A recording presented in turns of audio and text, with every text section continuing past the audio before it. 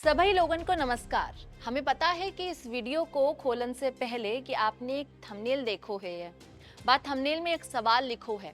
सवाल लिखो है कि का वायु प्रदूषण से हो सकत है कैंसर।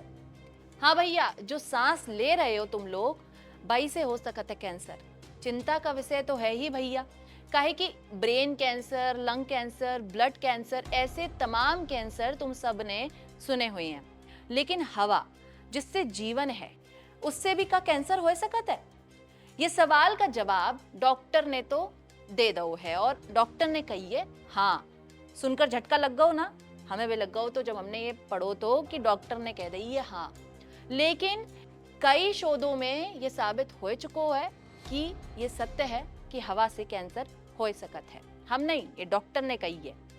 अब ये सब सुन लियो और ये भी जान लियो इस वीडियो में कि कैसे हो सकता है हवा से कैंसर, और कैंसर के साथ और कौन कौन सी ऐसी बीमारी हैं जो हम सबको हो सकती हैं। सबसे पहले तो बात कर लेते हैं वायु प्रदूषण की, जो दिल्ली एनसीआर में रहने वाले सभी लोगों को इस बात को ध्यान देन पड़े है कि वायु प्रदूषण ने सबकी ऐसी तैसी कर रखी है। एक तो जितने लोग इन पे रहते हैं, सबके घर में इतनी गाड़ियां हैं कि हम क्या बताएं। एक एक घर में 6-6 गाड़ियां हैं, सब अलग अलग गाड़ियन से घूमत हैं। अब गाड़ियन से प्रदूषण तो हुई है, तभी तो इतनी तबाही मच गई है। बीते कुछ दिनों से कई जगह में हवा जहरीली हो गई है, जिससे आंखन और फेफड़न की ऐसी तैसी हो रखी है। यानी कि जलन तुरंत शुरू हो जाते जैसे हम घर के बाहर निकलते हैं। आंखन और फेफड़न में इतनी तेज जलन होता है कि हम क्या बताएं, और सबकी ये शिकायत है आजकल। बीते कुछ दिनों से जो दिल्ली एनसीआर को AQI लेवल है, आसान भाषा में बताए देते हैं, मतलब कि वायु प्रदूषण का जो लेवल है वो 700 तक पहुंच चुको है। घर के अंदर बैठे हो या घर से बाहर की बात करें, हवा तो जहरीली हो गई है। प्रदूषण के कारण हम जान लेते हैं। सबसे ज्यादा ये फैक्ट्री, जितनी फैक्ट्री लगी हैं उनसे इतना प्रदूषण आता है। बाकी हमारे हवा जहरीली हो गई। पराली को जलना, पराली जलाई जा रही है, बाकी हमारे प्रदूषण हो रहा है। गाड़ियन को धुआं हवा को जहरीलो बनाए रहो है। वैसे तो दिल्ली एनसीआर पूरे साल प्रदूषण की चादर से ढको रहा है, काहे कि इतनी गाड़ियां, इतनी फैक्ट्री हैं, तो इन पे प्रदूषण तो रहा है। लेकिन अक्टूबर महीना के बाद स्थिति कुछ ज्यादा गंभीर हो जाता है। अब हम बताएं हवा से कैसे हो सकता है गंभीर बीमारी। अब रिपोर्ट्स की मान लेते हैं। एक डॉक्टर साहब हैं एम्स के, पीयूष रंजन जी, जो कि एडिशनल प्रोफेसर हैं मेडिकल डिपार्टमेंट में। उन्होंने ANI से बात करते हुए एक बात बताई है। ऐसे वैज्ञानिक प्रमाण हैं जो वायु प्रदूषण और विभिन्न प्रकार के कैंसर के बीच संबंध स्थापित करत है। उनने ये भी कही है कि वायु प्रदूषण से रेस्पिरेटरी सिस्टम, यानी कि जो हमारा शरीर है और सांस लेने की जिससे हमारी प्रक्रिया पूरे शरीर में चलती है, लंग्स हो गए, ये पूरी एक रेस्पिरेटरी सिस्टम होता है, बाको सबसे ज्यादा नुकसान पहुंचा रही है जब प्रदूषण।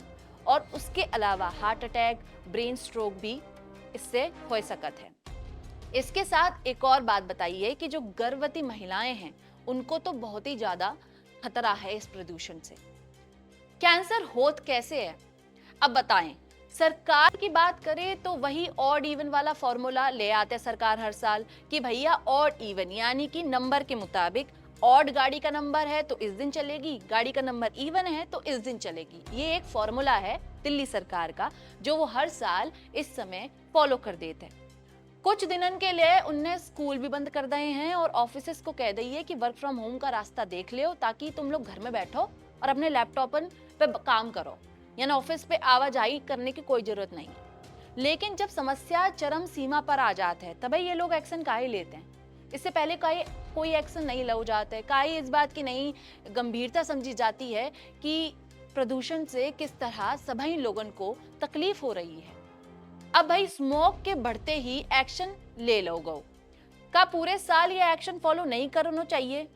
का पूरे साल ऑड इवन को फॉर्मूला लागू नहीं हो सकता है? सब हो सकता है, लेकिन कोई गंभीरता नहीं है।